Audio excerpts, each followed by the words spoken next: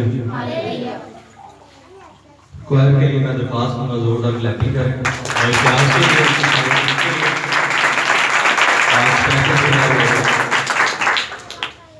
اور اسپیشلی میں درخواست کروں گا بھائی سیمبل سے جو آج ڈھولک پر تھے اپنے قدموں پر کھڑے رہو اور آج ہم اپنی کلیسیا میں ان کو ویلکم کرتے ہیں، زوردار تالیاں۔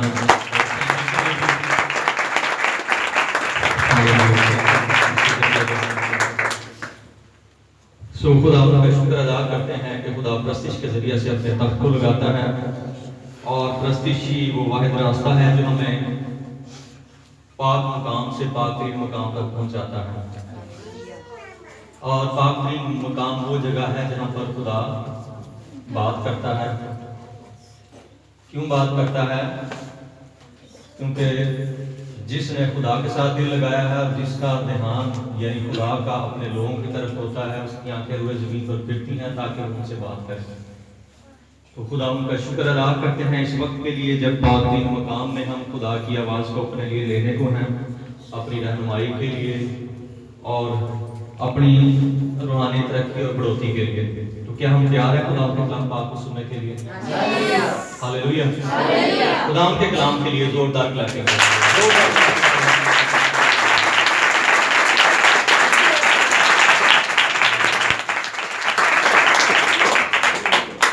اس سے پہلے خدا اپنے کلام پاک کو دیکھیں، میری درخواست ہوگی چند منٹس کے لیے، چند سیکنڈز کے لیے اپنی آنکھیں بند کریں گے اور ہر ایک آنکھ خدا ان کی حضوری میں بند ہو۔ Hallelujah, hallelujah. کیا آپ خدا پاک روح سے جو اس وقت موجود ہے،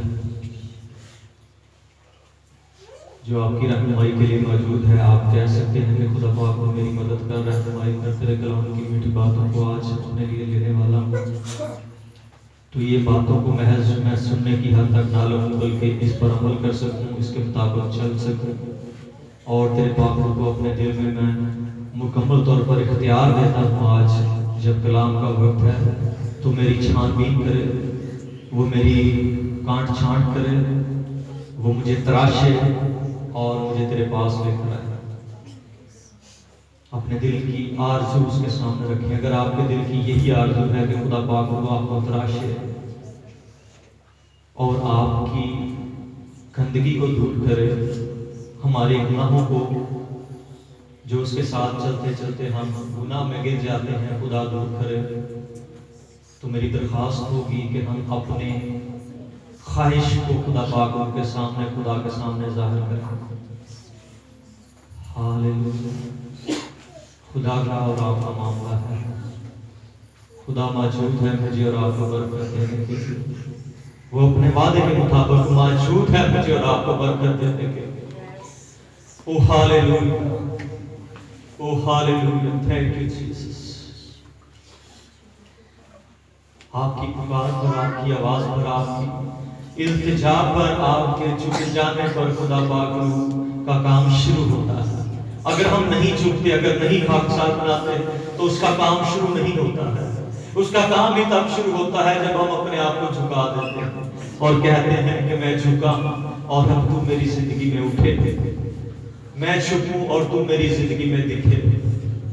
اگر چاہتے ہیں کہ وہ میری زندگی میں دکھے تو میری درخواست ہے کہ اپنے دل کو اس کی حضوری میں اندھیل دے۔ جیسس، آسمانی بابا، تیرا پاک روح ہم سب کی رہنمائی کرے، تیرے کلام کو اپنی زندگی کے لیے دے سکے۔ تیرا ہاتھ بڑھے اور ہم سب تیرے پاک روح کی رہنمائی میں تیرے کلام کی باتوں کو سمجھ سکیں، یسوع مسیح کے نام میں آمین۔ آج خدا کے کلام پاک میں سے دیکھیں گے ایمانداروں کے لیے اجر، ایمانداروں کے لیے اجر، اجر یعنی ریوارڈ۔ ہم جب بھی کوئی کام کرتے ہیں تو توقع کرتے ہیں کہ ہمیں اس کا اجر ملے۔ بعض ظاہری اجر ہیں جو نظر آتے ہیں اور بعض وہ اجر ہیں جو ہمیں اسی وقت نہیں ملتے اور نہ نظر آتے ہیں۔ گزرے اتوار یہی کلام جو ہے وہ بھائی شہریار کے گھر جو ہے شکر گزاری کی عبادت میں پیش کیا گیا۔ کافی لوگ وہاں پر موجود تھے لیکن کافی لوگ موجود بھی نہیں تھے۔ آج ہم اس کلام کو دیکھیں گے، ایمانداروں کے لیے اجر ہے۔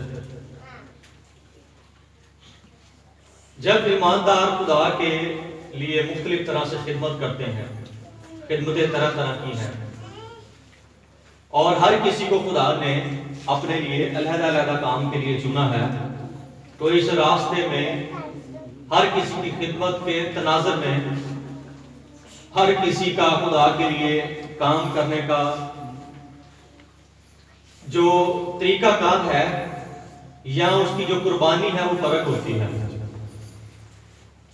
شاید کئی خدمت جو ہے وہ بڑی آسان ہوتی ہے، ہم کرتے رہیں، کئی خدمت جو ہے وہ کریں تو ہمیں مخالفت کا سامنا کرنا پڑتا ہے، کئی خدمات ایسی ہیں کہ ہم جو ہے اس کے لیے شاید کوئی بھی نہ دیکھ رہا ہو لیکن ہمیں جاگنا پڑے، دعا کرنی پڑے، روزے رکھنا پڑے۔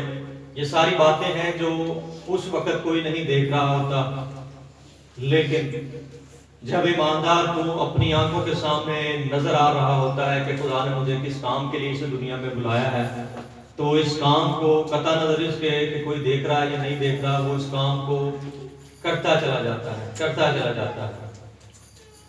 تو مختلف خدمات کے عوض خدا نے جو ہمارے لیے اجر رکھے ہیں، ریوارڈ رکھے ہیں، انعام رکھے ہیں، جو ایک وقت مقرر ہے جب خدا ہمیں اس کے لیے دے گا، وہ اجر، وہ ریوارڈ جو خدا ہمیں ہماری خدمتوں کے عوض دیتا ہے، ان اجر کے بارے میں ہم سیکھیں گے۔ مکاشفہ اس کا آخری باب، آخری کتاب ہے اور آخری باب ہے، مکاشفہ اس کا 22 باب اور اس کی 12ویں آیت۔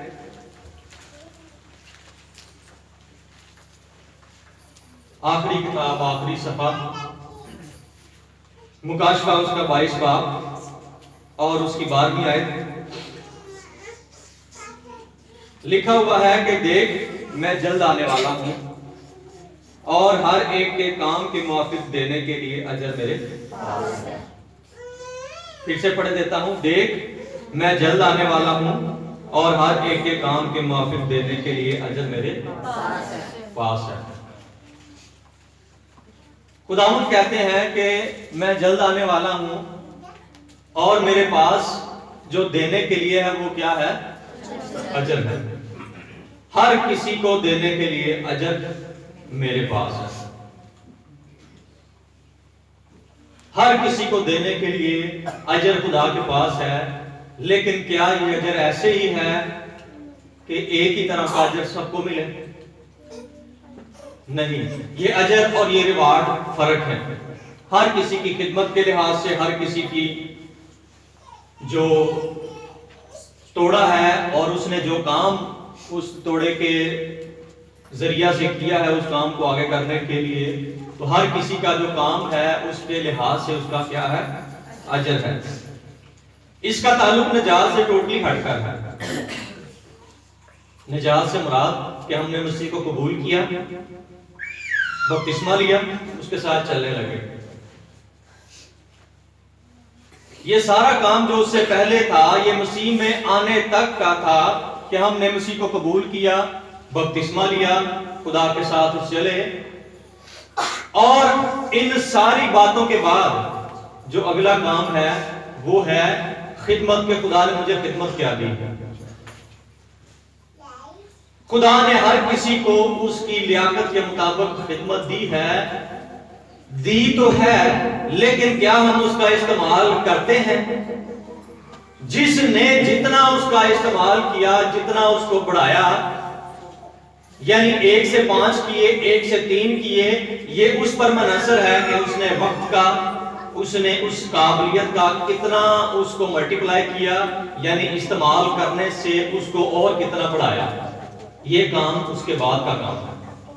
اور اگر میں کلیسیا کی بات کروں تو اس 2 تقسیم میں، یعنی نجات سے پہلے اور نجات کے بعد جو خدا نے خدمت دی ہے، اگر میں تعداد کے حساب سے دیکھوں تو بہت سارے لوگ جو ہیں وہ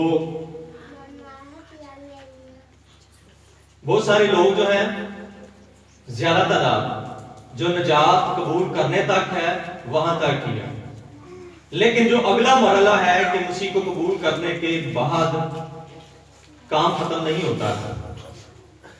اور اگر کام ختم ہو جاتا تو میں یہ کہوں گا کہ ایماندارانو جدوں مسیح قبول کر دے فوراً ہی خدا آسمان سے بلا لیتا آ جا تو میرے کو بھی.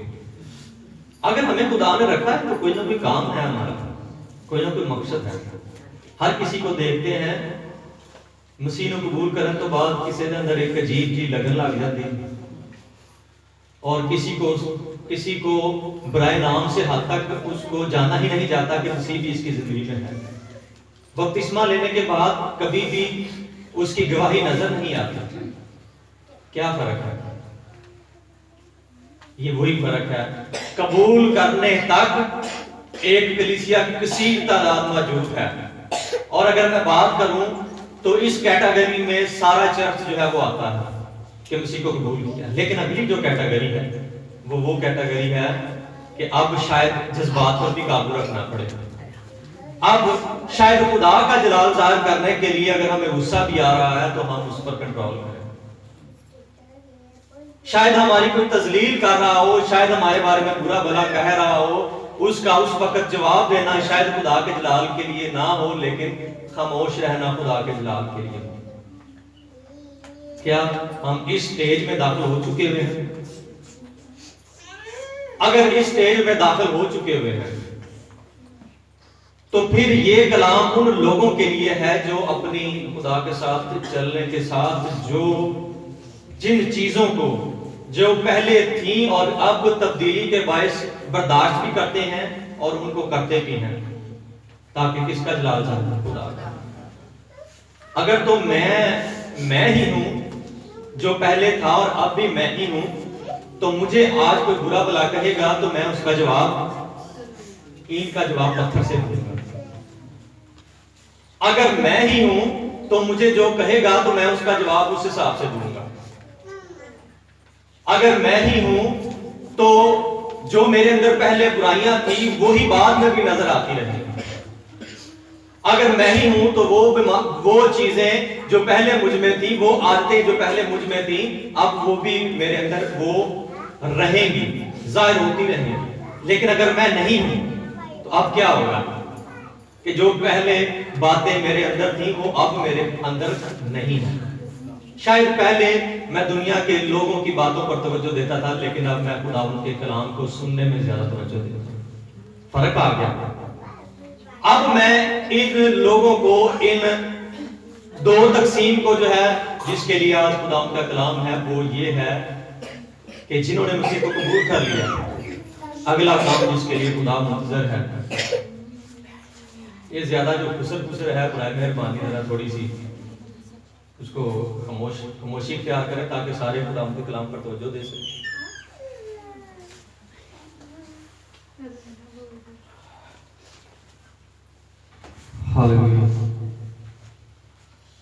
تو جو دو کیٹیگری ہیں, وہ دوسری جو کیٹیگری ہے وہ ہے جو خدا کے کلام کے مطابق اپنے دل کو, اپنے وقت کو, اپنی قابلیت کو استعمال میں لاتے ہیں. قابلیت ہوئے بھی اگر خدا نہیں ہے اور اس کو اپنی زندگی میں اس طرح سے دعوت نہیں دی ہے تو لگتا یہ ہے کہ اس کے پاس بڑی قابلیت ہے, یہ اچھا کام کر سکتا ہے, لیکن یاد رکھیں کہ وہ کبھی بھی خدا کے لیے اس طرح سے فروٹفل ثابت نہیں ہو سکتا خدا کے کام میں.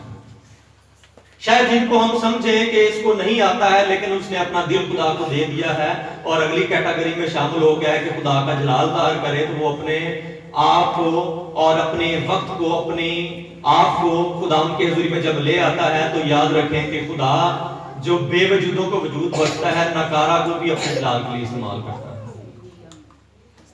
اور اس کی مثال میں صرف یہی دوں گا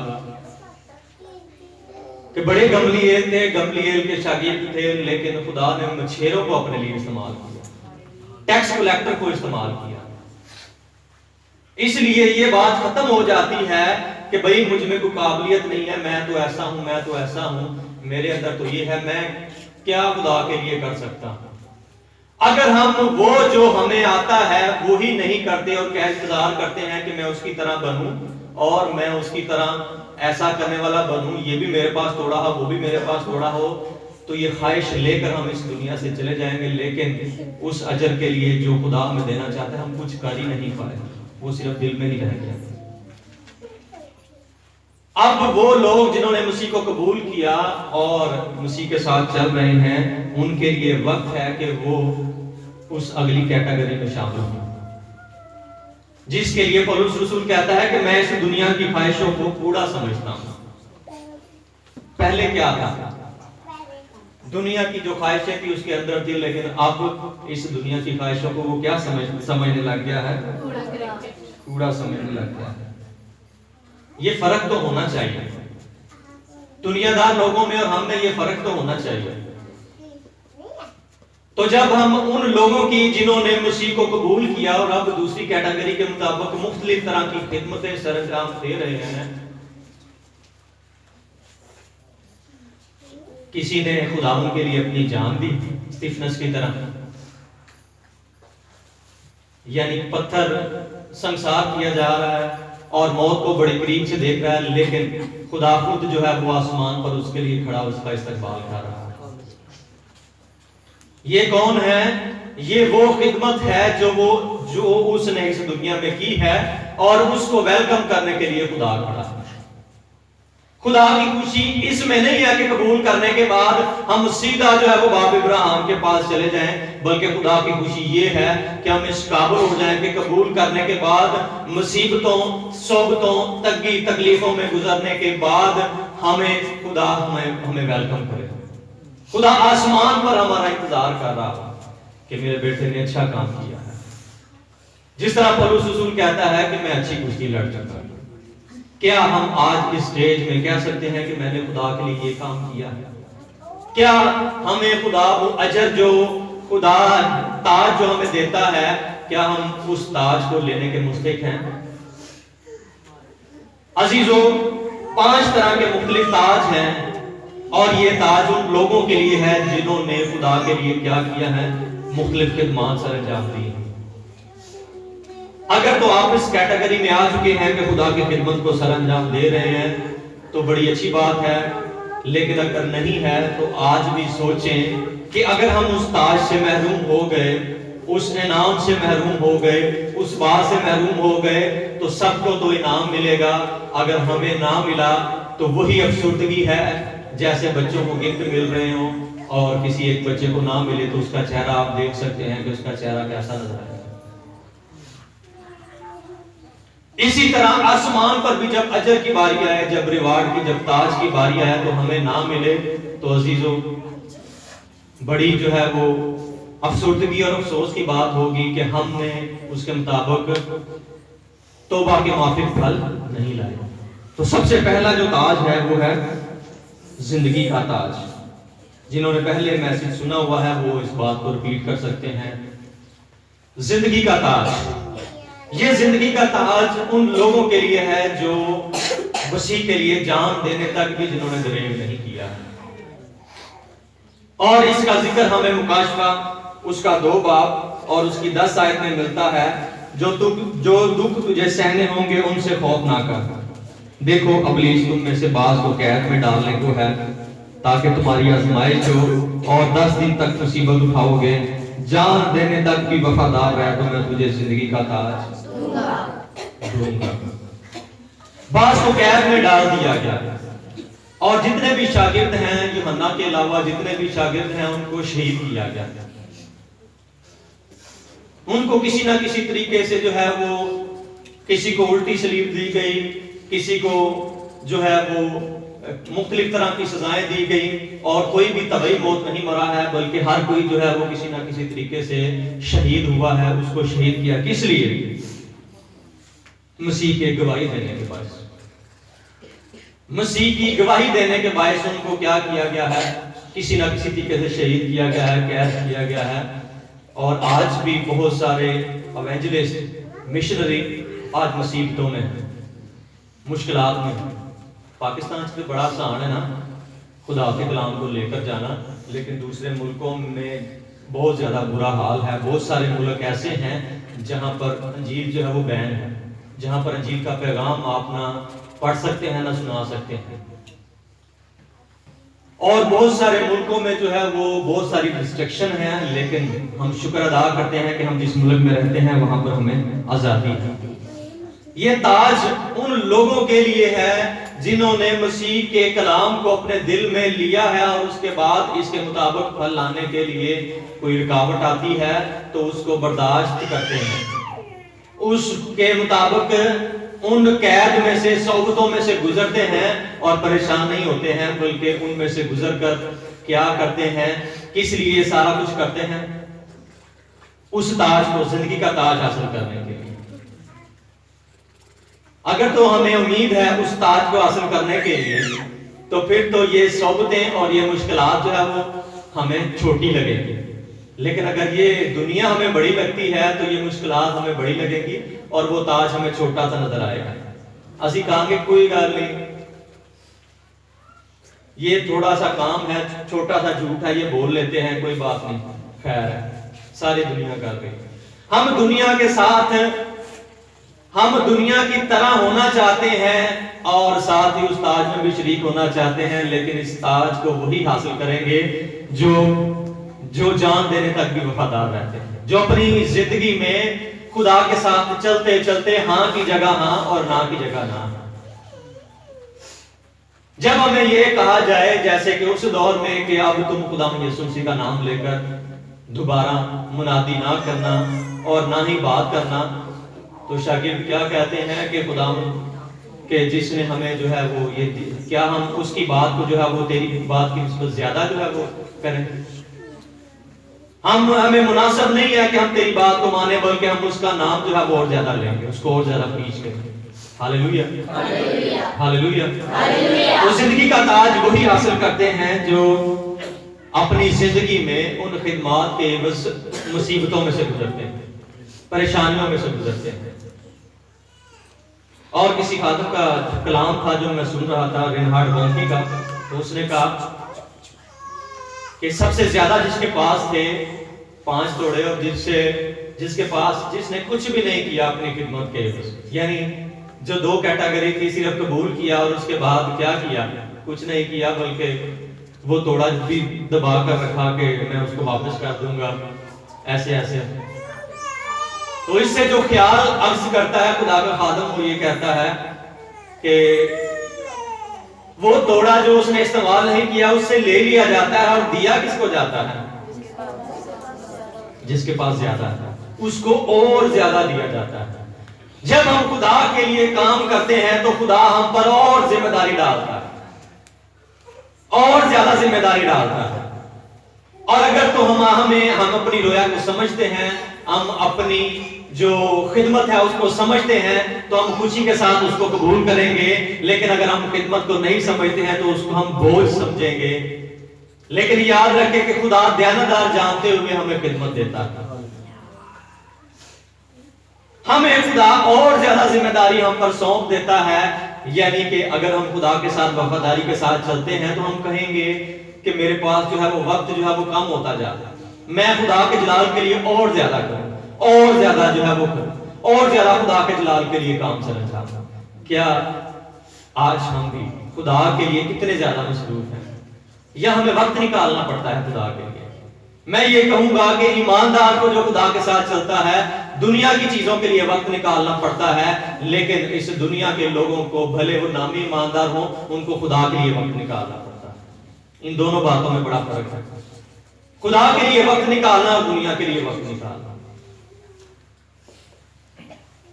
جب ہم خدا کے ساتھ چلتے ہیں تو اس دنیا کے لیے، اس دنیا کے کاموں کے لیے ہمیں وقت نکالنا پڑتا ہے، لیکن جب ہم دنیا کے ساتھ چلتے ہیں تو عبادت کے لیے ہمیں وقت نکالنا پڑتا ہے، ہمیں دعا کے لیے وقت نکالنا پڑتا ہے۔ اور جو مسیح کے ساتھ چلتے ہیں وہ ان کو وقت نکالنا نہیں پڑتا ہے، بلکہ وہ خدا کے ساتھ اپنا جو ہے وہ مشغلہ بنا لیتے ہیں۔ وہ خدا کے ساتھ چلنے میں، دعا رکھنے، روٹی توڑنے، کلام پڑھنے میں، رفاقت رکھنے میں مشغول رہے۔ اور مشغول کا مطلب کیا ہے کہ ان کی ہابی، ان کا جو پسندیدہ کام تھا، ان کا جو سب سے بہترین کام تھا وہ بن گیا۔ ایسے ہی ایمانداروں کے ساتھ ہوتا ہے۔ تو جب ہم پر ذمہ داری بہت زیادہ آ جاتی ہے تو پھر ضروری ہے جس کے پاس زیادہ کام ہے اس کو تنقید بھی زیادہ اس کو کی جائے، پھر برداشت کرنا پڑے گا۔ کیونکہ خدا کا کام کرنا ہے. جس کے پاس ذمہ داری زیادہ ہے انگلیاں بھی اس پر زیادہ اٹھیں گی، پھر برداشت کرنا پڑے گا. جس کے پاس کام زیادہ ہے، جس کے پاس 5 توڑے تھے اور خدا نے اس کو اور زیادہ دے دیا، تو اس کے بارے میں یہ بھی کہا جائے گا کہ اس کو ہی سارا کام دیا جاتا ہے. اس کے پاس ہی سارا کام ہے، اس کو ہی یہ سارا کام مل گیا، وہ یہ سارا کام کر رہا ہے. کیوں؟ کیونکہ وہ خدا کے ساتھ چلنے میں وفادار ہے. خدا اگر کسی کو نوازتا ہے تو وہ اس کی دیانتداری کے باعث کہ اس نے خدا کو کتنا وقت دیا ہے، کتنا اس کے ساتھ جو ہے وہ لگن رکھتا ہے. خدا کا کام جو ہے وہ کبھی بھی رکتا نہیں ہے. خدا پتھروں سے بھی اپنی ستائش کے لیے جو ہے وہ پتھروں سے بھی اپنی ستائش کروا سکتے ہیں. ہاللویا. زندگی کا تاج، اگر ہم اس زندگی کے تاج کو حاصل کرنا چاہتے ہیں تو اپنی خدمت کو اور زیادہ نکھاریں. ان رکاوٹوں کو بالکل چھوٹا سا محسوس کریں، بالکل چھوٹا سا محسوس کریں جو ہمارے سامنے آتی ہیں، اور ان ساری رکاوٹوں کو اپنے لیے خدا کے جلال کے لیے استعمال کریں. اور خدا کے ساتھ جو چلتے ہیں خدا ان کے لیے برائی میں سے بھی بھلائی پیدا کر لیتا ہے. ہم ان کو تنقید کرتے رہیں جو کام کر رہے ہیں، ہم تنقید کرتے ہی رہ جائیں گے اور وہ بڑھتے ہی چلے جائیں گے. وہ جو ہے وہ خدا کا کام کرتے ہوئے اس اجر کو پا لیں گے، اور ہم جو ہے وہ اس ایک توڑے کی طرح ایک لے کر تنقید ہی کرتے چلے جائیں گے کہ تو سخت تھا، تو ایسا تھا، تو ویسا تھا. ہم تنقید کرنے والے ہی بنتے جائیں گے. جو دوسرا تاج ہے وہ ہے جلال کا تاج. پہلا پترس 5واں باب اور اس کی دوسری اور چوتھی آیت دیکھیے گا. لکھا ہوا ہے یہ جلال کا تاج ہے. پہلا پترس اس کا 5واں باب اس کی دوسری آیت سے، خدا کے اس غلہ کی نگہبانی کرو جو تم میں ہے. غلہ کی نگہبانی سے مراد کلیسیا کی قبرگیری. غلہ کی نگہبانی سے مراد کیا ہے؟ کلیسیا کے معاملات، کلیسیا کو چلانا. کیا لکھا ہوا ہے کہ خدا کے اس غلہ کی غلہ بانی کرو جو تم میں ہے. کیسے؟ لاچاری سے نگہبانی نہ کرو، بلکہ کیسے کرو؟ خدا کی مرضی کے موافق خوشی سے، اور ناجائز نفع کے لیے نہیں بلکہ دلی شوق سے. اور جو لوگ تمہارے سپرد ہیں ان پر حکومت نہ چلاؤ بلکہ غلہ کے لیے نمونہ بنو. اور جب سردار غلہ بان ظاہر ہوگا تو تم کو کیا ملے گا؟ غلہ بانی کے عوض کچھ نہیں ملے گا، جلال کا صحرا ملے گا. ہاللویا. اب غلہ بانی کرنے والے کیا لکھا ہے؟ جلال کا صحرا ملے گا جو مرجھانے کا. اب اس غلہ بانی میں کیا صرف پاسٹر صاحب ہی شامل ہیں؟ ساری کلیسیا شامل ہے، ساری کلیسیا شامل ہے. اس غلہ بانی کرنے میں سامنے نظر آنے کے لیے ایک لیڈر موجود ہے، لیکن اس کے ساتھ کھڑے ہونے والے بہت ساری ٹیم موجود ہیں.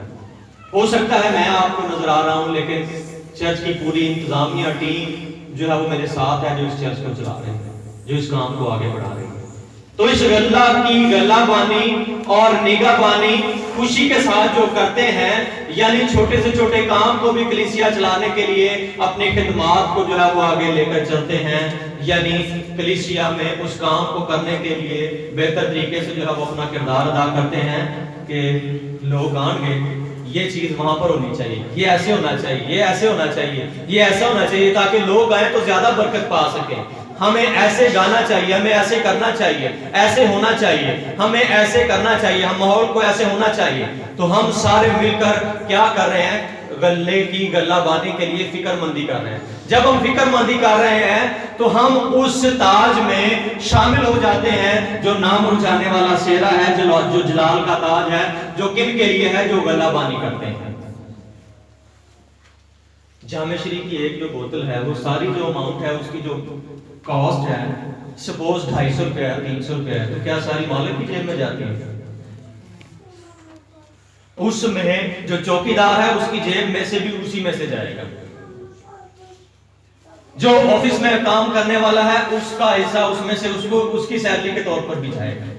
جو لیبر مشین پر کام کر رہا ہے اس کو بھی اس کا حصہ جائے گا۔ تو کیا کلیسیا میں جو کام سر انجام دیا جاتا ہے اس میں ہر کوئی اپنا اپنا حصہ جب دے رہا ہے، جب نبھا رہا ہے، تو کیا ہم اس جلال کے تاج میں شامل نہیں ہوں گے؟ ہاللیلویہ، ہاللیلویہ۔ تو اس جلال کے تاج میں ہمیں ان لوگوں کو ملے گا جو کلیسیا میں مختلف طرح سے خدمات سر انجام دیتے ہیں۔ کلیسیا کو بڑھانے کے لیے شاید سنڈے اسکول کے بچوں کی تربیت میں اپنا ہاتھ بڑھاتے ہیں، شاید سنڈے کی میٹنگ میں جو ہے وہ اپنا کردار ادا کرتے ہیں، شاید بائبل اسٹڈی میں اپنا کردار ادا کرتے ہیں، مختلف طرح سے وقت دے کر، قابلیت دے کر، مختلف طرح سے اپنا جو ہے وہ ہدیہ دے کر، روپیہ پیسہ دے کر، مختلف طریقے سے خدا کے کام کو سر انجام دیتے ہیں۔ تو تیسرا جو تاج ہے وہ ہے راست بازی کا تاج۔ پہلے دو تاج کون سے ہیں؟ اور جلال کا تاج۔ میرا خیال ہے کہ دونوں تاجوں کے بارے میں آپ سمجھ چکے ہیں کہ یہ تاج ہیں کیا۔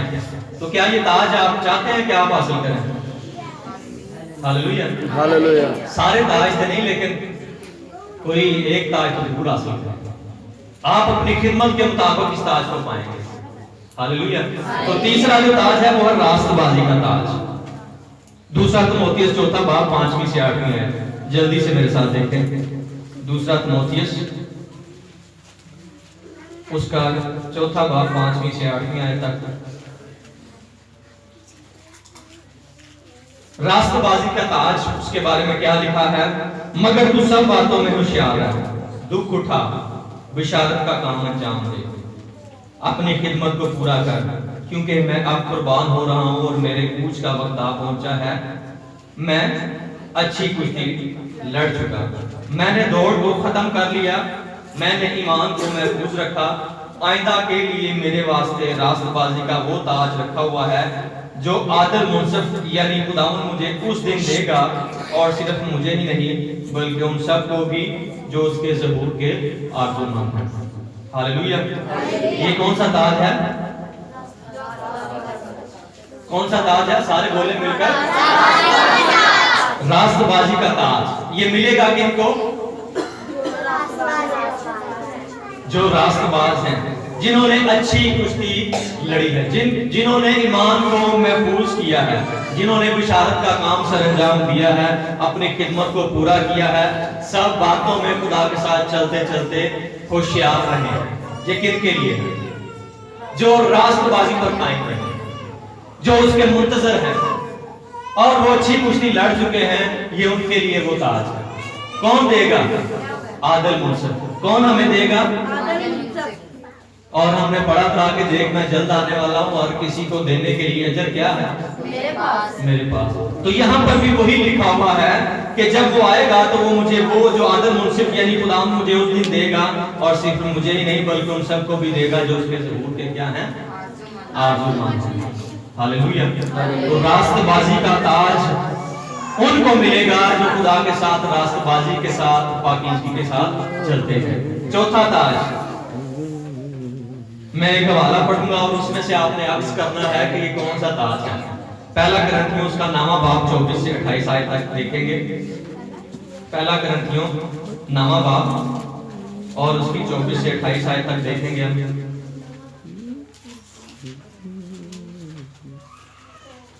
کیا تم نہیں جانتے کہ دوڑ میں دوڑنے والے دوڑتے تو سبھی ہیں مگر انعام ایک ہی لے جاتا ہے؟ انعام کتنے لے جاتے ہیں؟ تم بھی ایسے ہی دوڑو تاکہ کیا کرو؟ جیتو۔ اور ہر پہلوان سب طرح کا پرہیز کرتا ہے۔ وہ لوگ تو مرجھانے والا سہرا پانے کے لیے یہ کرتے ہیں، مگر ہم اس سہرے کے لیے کرتے ہیں جو نہیں مرجھاتا۔ پس میں بھی اسی طرح دوڑتا ہوں یعنی بے ٹھکانہ نہیں، میں اسی طرح منہوں سے لڑتا ہوں یعنی اس کی مانند نہیں جو ہوا کو مارتا ہے، بلکہ میں بدن کو مارتا کودتا اور اسے قابو میں رکھتا ہوں، اور ایسا نہ ہو کہ اوروں میں منادی کر کے آپ نامقبول ٹھہریں۔ یہ کون سا تاج ہے؟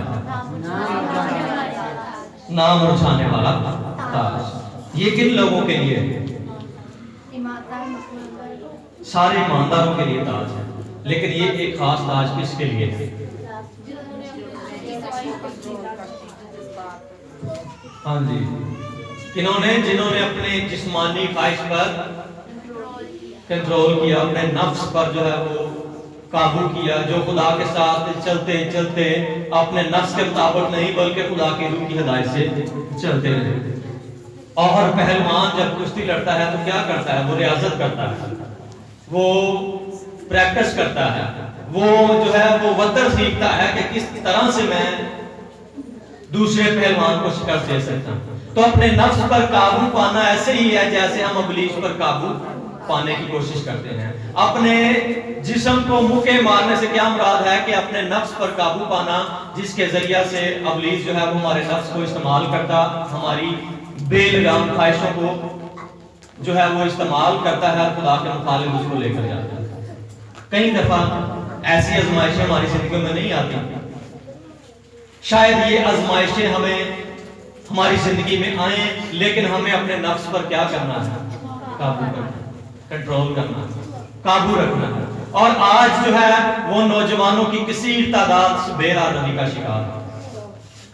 لیکن میں آپ کو بتانا چاہتا ہوں کہ جب ہماری خواہشات بے لگام ہو جائیں، جب ہماری خواہشات جو ہیں وہ ہماری کنٹرول سے باہر ہو جائیں، تو میں آپ کو ایک بات کہوں کہ خدا ان کے پاک ان کے پاس آئیں، اس کی رہنمائی کو اپنے لیے لے بیٹھ جائیں خدا کی حضوری میں، خدا سے کہیں کہ خدا میری رہنمائی کر کہ میں تیرے ساتھ چل سکوں اور ان خواہشات پر غالب آ سکوں۔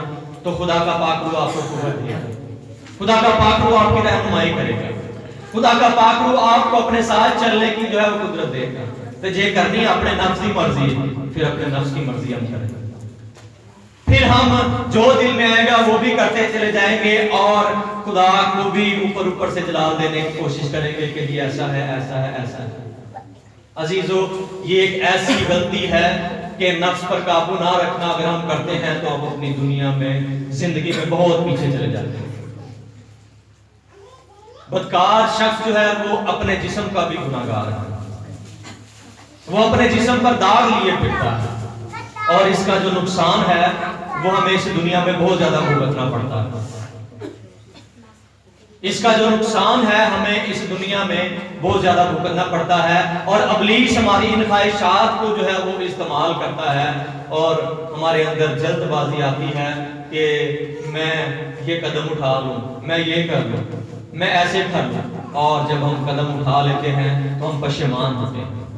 عزیزو، ہمیں قدم اٹھانے سے پہلے سوچنا چاہیے، غور کرنا چاہیے۔ بہت ساری زندگیاں جو ہیں وہ بہت ساری خدمتیں ہیں، بہت سارے لوگ ہیں، خدمت کرتے کرتے ہوئے وہ ان خواہشات کے پیچھے اپنی خدمت کو ڈبو چکے۔ میں نے بہت زیادہ جو ہے وہ ایسے خادمین دیکھے ہیں جو ایسی خواہشات کے پیچھے اپنی جو خدمت ہے ڈبو چکے ہیں، جو اپنی خدمت کو زیرو کر چکے ہیں۔ اور یاد رکھیے گا کہ اس دنیا میں اگر ہم خدا کے ساتھ چلتے چلتے اپنے نفس پر قابو کرتے ہیں اور اس کے ساتھ چلتے ہیں، تو یاد رکھیے گا کہ ہمارے لیے کون سا تاج رکھا ہوا ہے؟ نہ مرجھانے والا تاج، نہ مرجھانے والا سہرا۔ اگر ہم اس سہرے کو پانا چاہتے ہیں تو یہ ان لوگوں کے لیے ہے جن کے بارے میں خدا کہے گا کہ شاباش، تو یوسف کی طرح جو ہے وہ اپنے نفس پر قابو رکھا، تو نے جو ہے وہ بدکاری کو ہاں نہیں کہی ہے بلکہ تو میرے ساتھ چلتا رہا ہے۔ تیرے بارے میں یہ کہا جائے گا کہ تو تنہائی میں بھی خدا کے بارے میں سوچتا رہا ہے، تو نے اپنی تنہائی کو بھی پاک رکھا ہے، اور ہمیں اپنی تنہائی کو بھی پاک رکھنا ہے، اپنی سوچوں کو بھی پاک رکھنا ہے۔ اور ہمارے سر پہ سے پرندے اڑتے ہیں، ہم ان کو اپنے سروں پر سے اڑنے سے منع نہیں کر سکتے، لیکن ہم ان کو اپنے سر پر گھونسلہ بنانے سے منع کر سکتے ہیں۔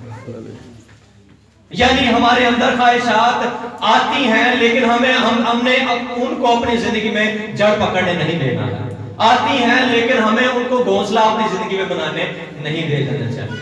عزیزو، ہم خدا کے ساتھ چلتے ہوئے کیا ہے، خدا نے ابراہیم کو کیا کہا کہ تو میرے ساتھ چل اور کامل ہو۔ نجات فوری مل جاتی ہے لیکن کاملیت تک پہنچنے کے لیے ہمیں وقت لگتا ہے، اور 99 برس کی عمر میں بھی خدا ابراہیم کو کہہ رہا ہے تو میرے ساتھ چل اور کیا ہو، کامل ہو۔ تو اس کا کیا مطلب تھا کہ وہ راست باز تو تھا، لیکن خدا کو جلال دینے کے لیے خدا کے ساتھ چلتے چلتے اور زیادہ ضرورت ہے کہ ہم خدا کے ساتھ چلتے چلتے اس کو اپنی زندگی سے کیا دے سکے، جلال دے سکے۔ اور پانچواں اور آخری تاج کیا ہے؟ فخر اور خوشی کا تاج۔ پہلا تسالیکیوں 2 باب 19-20 ہے۔ پہلا تسالونیکیوں اس کا 19 باب 2 باب 19-20 آیت.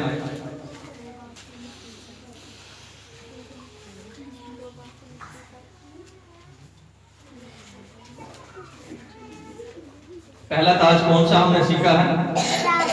زندگی کا تاج. دوسرا جلال کا تاج. تیسرا راست بازی کا تاج. چوتھا نام اٹھانے والا تاج. اور آخری تاج ہم کیا دیکھیں گے؟ فخر یا خوشی کا تاج. پہلا تسالونیکیوں اس کا 2 باب اور 19 اور 20 آیت دیکھیں گے. خدا کے کلام پاک میں سے لکھا ہوا ہے، بھلا ہماری امید اور خوشی اور فخر کا تاج کیا ہے؟ کیا وہ ہمارے خدا یسوع مسیح کے سامنے اس کے آنے کے وقت تم ہی نہ ہوگے؟ ہمارا جلال اور خوشی تم ہی ہو. شاید ہم نے گواہی دی تو اس کے ذریعہ سے کسی کا دل تبدیل ہوا، کسی کی زندگی تبدیل ہوئی. اور ضروری نہیں ہے کہ ہر زندگی جب تبدیل ہوتی ہے تو خدا کے خادم سے کے کلام سنانے سے ہی تبدیل ہوتی ہے. ہو سکتا ہے کہ ہم نے خدا کو قبول کیا اور ہماری گواہی سے کوئی تبدیل ہوا. ہو سکتا ہے کہ ہماری دعا کرنے سے کسی نے مسیح کو قبول کیا. ہو سکتا ہے کہ ہم کسی کے لیے دعا کرتے رہے ہیں اور دعا کے ذریعے سے وہ زندگی تبدیل ہوئی ہے، تو اس کا اجر جس کے سبب سے جو ہے وہ ہمارے کام کے سبب سے، دعا کے ذریعہ سے، خدمت کے ذریعہ سے کوئی زندگی مسیح میں آئی، تو وہ کون سا تاج ہمیں ملے گا؟ خوشی اور فخر کا تاج. کیا ہم کہہ سکتے ہیں کہ ہماری خدمت کے ذریعہ سے کوئی ہماری زندگی کوئی خدا کے پاس آیا ہے؟ کیا ہماری زندگی میں خدمت کرتے ہوئے کیا خدا کے پاس کوئی آیا ہے؟ کیا ہماری گواہی نے کسی کو تبدیل کیا ہے؟ کیا ہماری زندگی سے کسی کے اور زندگی میں تبدیلی آئی ہے؟ اگر نہیں آئی ہے تو یہ ہمیں اپنے آپ کو چیک کرنے کی ضرورت ہے، ہمیں اپنے آپ کو دیکھنے کی ضرورت ہے. پھر ہماری زندگی ایسے ہی ہے جیسے کہ ہم اس پہلی سٹیج میں ہے کہ صرف اور صرف مسیح کو قبول کیا ہے اور بپتسمہ لیا ہے. اور دوسری جو کیٹیگری ہے وہ لوگ ہیں جن کی زندگی سے بہت سارے بتھیرے راست باز ہو چکے ہیں، بتھیرے ستاروں کی مانند چمک رہے ہیں، جن کی راست بازی سے بتھیرے اور زیادہ چمک رہے ہیں اور زیادہ خدا میں آ چکے ہوئے ہیں. کیا ہماری خدا کے ساتھ چلنے میں کوئی اور خدا کے ساتھ آیا ہے، خدا کے پاس آیا ہے؟ اگر نہیں تو ہمیں سوچنا ہے، غور کرنا ہے. ہم کسی کے لیے ٹھوکر کا باعث نہ بنیں. کیا ہم کسی کے لیے ٹھوکر کا باعث بن رہے ہیں یا برکت کا باعث بن رہے ہیں؟ کیا ہم کسی کے لیے جو ہے وہ برکت کا باعث بن رہے ہیں یا ٹھوکر کا باعث بن رہے ہیں؟ ہمیں اپنی زندگی میں سوچنا ہے. آئیں اپنی آنکھیں بند کریں اور سروں کو جھکائیں. ہاللیلویا. سوچیں تھوڑی دیر.